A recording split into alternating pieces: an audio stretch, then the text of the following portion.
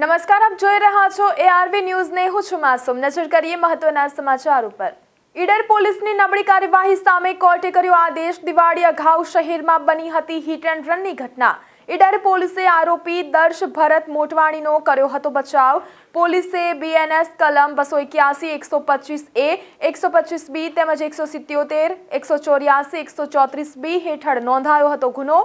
પરિવારે કોર્ટમાં પોલીસની કાર્યવાહી સામે કર્યો હતો પડકાર। પરિવારની અપીલ બાદ આરોપી દર્શ ભરત મોટવાણી સામે ઉમેરાઈ હિટ એન્ડ રનની કલમ। કોર્ટે BNS કલમ 105નો ઉમેરો કરવા કરાયો છે આદેશ। આરોપી દર્શ ભરત મોટવાણીની રફતારે લીધો છે શ્રમિક મહિલાનો જીવ। દર્શ મોટવાણીએ રફતારની કહેરે 3 સંતાનોને બનાવ્યા છે માતા વિહોણા। માતાનો છાયો ગુમાવનારા બાળકો સહિત પરિવારો કરી છે આરોપી સામે કડક કાર્યવાહીની માંગ। ઈડર પોલીસ માનીતા આરોપીને કોર્ટમાં રજૂ કરશે। રાજકોટ સહિત રાજ્યભરમાં લેવાનારી બોર્ડની પરીક્ષાને ધ્યાને રાખીને શિક્ષણ વિભાગે વિદ્યાર્થીઓની સુરક્ષા મુદ્દે ખાસ કડકાઈ દાખવી છે। બોર્ડની પરીક્ષાનું કેન્દ્ર હવે એવી જ સ્કૂલમાં ફાળવવામાં આવશે જ્યાં તમામ જરૂરી સુરક્ષા માપદંડો જેમ કે fire NOC, building use BU permission, CCTV surveillance અને ઇમરજન્સી એક્ઝિટની સુવિધા પૂર્ણ રીતે ઉપલબ્ધ હશે। જિલ્લા શિક્ષણ અધિકારીએ બોર્ડની પરીક્ષાની તૈયારીના ભાગરૂપે શહેર તેમજ તાલુકા વિસ્તારની વિવિધ શાળાઓની મુલાકાત લઈને બિલ્ડિંગ અને સુરક્ષા વ્યવસ્થાનું નિરીક્ષણ કર્યું હતું। જેસર તાલુકામાં કમોસમી વરસાદના કારણે ખેડૂતોને થયેલા નુકસાનના કારણે ખેડૂતોને સંપૂર્ણ દેવું માફી જાહેર કરવા જેસર તાલુકા કોંગ્રેસ દ્વારા મામલતદારને આવેદનપત્ર પાઠવી દેવા માફીની રજૂઆત કરવામાં આવી હતી। જેસર તાલુકામાં પડેલ ભારેથી અતિ ભારે કમોસમી માવઠાના કારણે ખેડૂતોને તૈયાર થયેલ પાક જેવા કે મગફળી, કપાસ, ડુંગળી, કઠોળ વગેરે પાકો સદંતર નાશ પામ્યા છે, જેના કારણે ખેડૂતોને ગંભીર અને મોટું નુકસાન થયું છે। હાલ પણ કમોસમી વરસાદ ચાલુ છે અને જે ખૂબ જ ચિંતાજનક બાબત ગણાય છે। તેના કારણે ખૂબ મોટા પ્રમાણમાં નુકસાની તેમજ ગંભીર અસર જોવા મળે છે।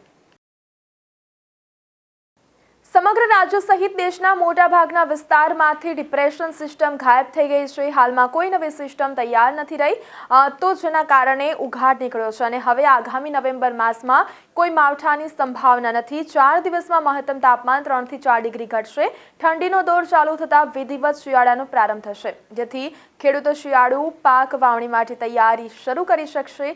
હાલના સંજોગોમાં નવેમ્બર-ડિસેમ્બરમાં માવઠાના કોઈ શક્યતા નથી। જોકે દર વર્ષે ડિસેમ્બરથી મે સુધીમાં 3 થી 4 માવઠા થતા હોય છે।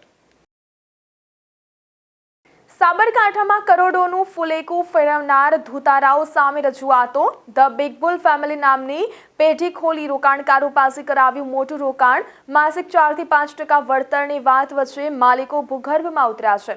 2 થી 15 લાખ સુધીનું રોકાણકાર કરનારા રોકાણકારો પહોંચ્યા SP કચેરી। હિંમતનગર ટાવર વિસ્તારમાં આવેલ અમરસિંહજી શોપિંગ સેન્ટરની ઓફિસને તાળા લાગ્યા છે। સાબરકાંઠા, અરવલ્લી સહિતના રોકાણકારોની રકમ પોન્ઝી સ્કીમમાં ભરાઈ છે। રોકાણકારોને એગ્રીમેન્ટ સહિત ચેક પણ અપાયા। 15 કરોડ કરતાં વધુનું ફુલેકું ફેરવનાર સામે કડક કાર્યવાહીની માંગ ઉઠી છે।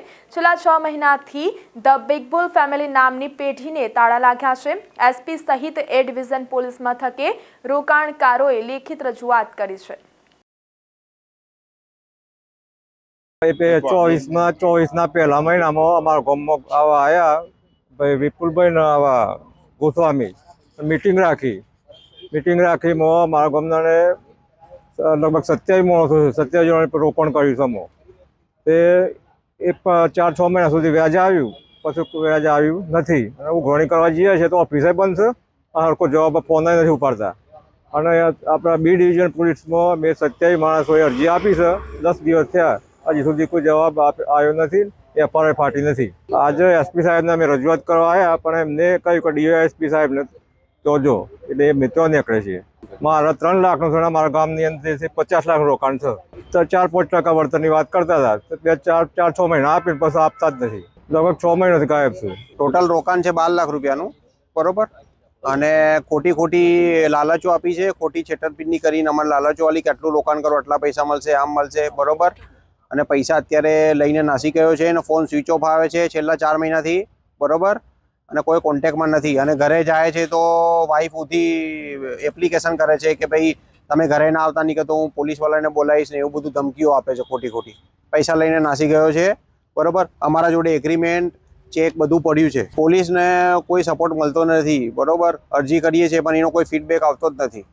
અરજી કરીએ છીએ એનું કશું ખબર જ નથી પડતી શું થાય છે ને શું નથી થતું એમ. અત્યારે અમે એસપી કચેરી આવ્યા છે, એસપી સાહેબને રજૂઆત કરી છે. બરોબર, પણ એસપી સાહેબે હુકમ કર્યો કે તમે ડીવાયએસપીને મળો. બરોબર, છેલ્લા 6 મહિનાથી કોઈ આઉટપુટ મળ્યું નથી. અમે આજે એસપી કચેરી હિંમતનગર ખાતે આવ્યા છીએ. એક હિંમતનગર ખાતે અમરસિંહ શોપિંગ મોલમાં બિગ બુલ પ્રાઇવેટ લિમિટેડ નામની એક કંપની ચાલતી હતી. એમના એમડી છે જગદીશ ગોસ્વામી, ઓનર. તો એમની પત્ની સીતાબેન, આ બંને અમને 11/5/2024 પહેલાં મને કોન્ટેક્ટમાં આવ્યા અને મને બોલાવ્યો ત્યાં ઓફિસે અને એમને કીધું કે 3 થી 4% ઊંચું વળતર તમને મળશે ને જ્યારે મૂડી માંગશો ત્યારે તમને મૂડી પરત મળશે એવું અમને કીધું. તે પ્રમાણે મેં મારું પોતાનું 2 લાખ જેટલું રોકાણ કર્યું 5મા મહિનાની અંદર. અને રોકાણ કર્યા પછી 2 મહિના જેવું મને રોકડ રૂપિયાને 20,000 આપ્યા. એના પછી આપવાનું એમને બંધ કર્યું. એટલે મેં મારી મૂડી પરત માંગવામાં આવી. તો મૂડી પરત માંગી ત્યારે ઠગાઠૈયા કરતાં આજ સુધી મને મૂડી આપવામાં આવતી નથી. અને ઓફિસમાં અન્ય બીજા 4 મિત્રો છે કે એ લોકોએ મને બાંહેધરી પત્રક લખી આપ્યું કે બિગ બુલ કંપની કમ્પ્લેટ છે, કશું થશે નહીં. એની અંદર અહીંયા નામ છે કે ચૌહાણ વિપુલજી, બાદરસિંહ પટેલ, પ્રમોદ કુમાર, જયંતિભાઈ અને ત્રિવેદી મેહુલ કુમાર, મહેન્દ્રભાઈ અને જગદીશભાઈ પોતે 4 જણ એવી બાંહેધરી આપી કે તમારા પૈસા ક્યારેય ડૂબશે નહીં. જ્યારે જરૂર જણાશે ત્યારે અમે આપીશું. એ જે જગદીશભાઈ ગમે ત્યાં જશે તો એની ગેરહાજરીમાં અમે આપીશું એવું મારી જોડે આ લખાણ છે. એટલે અમે ફરી 2 મહિના વેઇટ કર્યું. પછી વ્યાજ પણ ના આપ્યું અને મૂડી પણ ના આપી. તો એ સમયનો આજે છેલ્લા 6 મહિનાથી માગણી કરતા આ જગદીશભાઈ આડાવળી ક્યાંક રહે છે. મારા વોટ્સએપ માધ્યમથી મને મેસેજ મોકલ્યા જાય છે કે તમારા પૈસા મળી જશે, ચિંતા કરતા નહીં. અને કાલે જ 6 તારીખે એમને મને વોટ્સએપના માધ્યમથી એને મેસેજ મોકલ્યા છે કે એમને એવું લખ્યું છે કે ચિંતા કરતા નહીં, બીજા 6 થી 4 મહિનામાં તમારી મૂડી મળી જશે. પણ આવા વાયદા સતત 6 મહિનાથી ચાલતા હોવાથી આજે એસપી કચેરી અમે રજૂઆત માટે આવ્યા છે. એસપી સાહેબને અહીંયાથી હુકમ અમને મળ્યો છે કે ભાઈ ડીવાયએસપી સાહેબને મળો. તો ત્યાં અમે મળવાના છીએ. ત્યાંથી અમે ઉપર ગૃહમંત્રી સુધી પણ અમે રજૂઆત કરવાના છીએ. પહેલાં એક વખત આપેલી, પહેલાં અહીંયા મેં એસપી સાહેબને મેં અરજી આપી, એની કોપી અહીંયા છે મારી જોડે. અહીંયા તારીખ પણ છે 23/5/25ના રોજ. એ દિવસે એ મને બોલાયો તો મારું ઇન્ટરવ્યૂ લીધું હતું. અને એના પછી એમને બાંહેધરી આપી હતી કે 5 મહિનામાં એ લોકોએ કે અમે આપી દઈશું, પણ હજી સુધી કશું આપ્યું નહીં. અને ખાલી મને વોટ્સએપના માધ્યમથી લાસ્ટ આ 3 દિવસ પહેલાં એમને મેસેજ કર્યા કે બીજા 4 મહિનામાં પૈસા મળી જશે. આની અંદર લગભગ અંદાજે હશે આપણે ગ્રુપને 110 માણસો છે પણ ડરી ગયા છે. એમ કે પ્રકારે એમની એક એવી ટીમ છે, રોકાણ હશે 15 કરોડથી વધારે હશે બધાનું, પણ બહાર આવતા નથી. રોકાણકારો ડરી ગયા છે. 3 થી 4% આપતા હતા દરેકને. અને 8 મહિનાથી સદંતર બંધ છે, વાયદા જ કર્યા છે. ફોન જ નથી ઉપાડતા, પણ ખાલી વોટ્સએપથી કોઈકને એમને લગતા મેસેજ કરે છે. તો હાલ સમાચારમાં બસ આટલું જ. વધુ સમાચાર અને અપડેટ માટે જોતા રહો ARV ન્યૂઝ. નમસ્કાર.